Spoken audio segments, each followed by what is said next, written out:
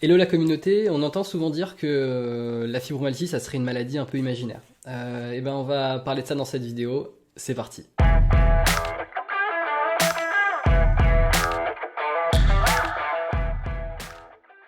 Alors il y a une hypothèse qui est pas officielle, mais qui est quand même assez répandue quand même, qui est de dire que bah, la fibromyalgie, c'est une maladie imaginaire, hein.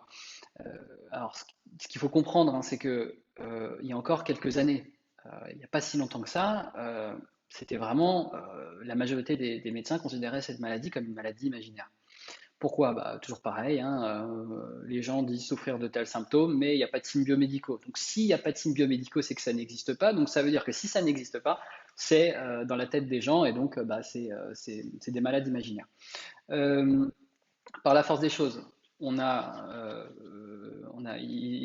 la majorité a dû évoluer puisque on voit bien quand même qu'il y a beaucoup de personnes qui souffrent des mêmes symptômes, qui à la base ne connaissaient pas la fibromyalgie et donc ils ne peuvent pas inventer une maladie qu'ils ne connaissaient pas.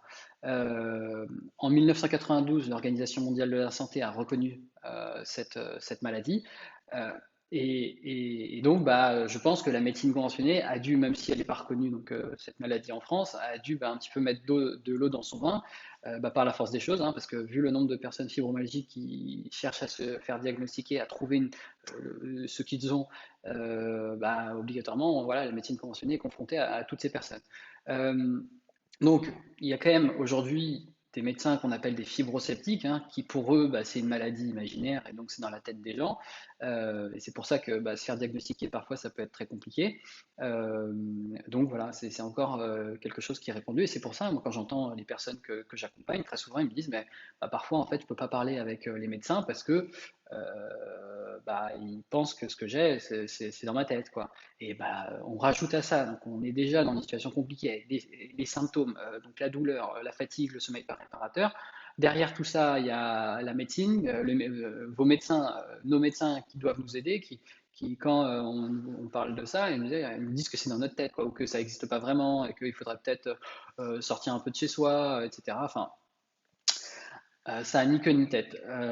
Donc il y a encore quelques années, hein, c'était vraiment, puisqu'en plus c'est une maladie qui touche majoritairement des femmes et que majoritairement les médecins sont des hommes, bon bah c'était une maladie de bonne femme, voilà, donc c'est dans leur tête, hein. C'est très simple à donner comme argument et à construire ça dans sa tête. Et donc bon bah aujourd'hui par la force des choses, c'est plus un argument, enfin c'est plus une hypothèse qui est officielle, mais c'est quand même une hypothèse qui est assez répandue et dont il faut se méfier bah, parce que ça peut faire encore plus de mal de, de pas pouvoir justement présenter ces symptômes et voilà et de pas être écouté, et de pas enfin être accompagné et aidé quoi.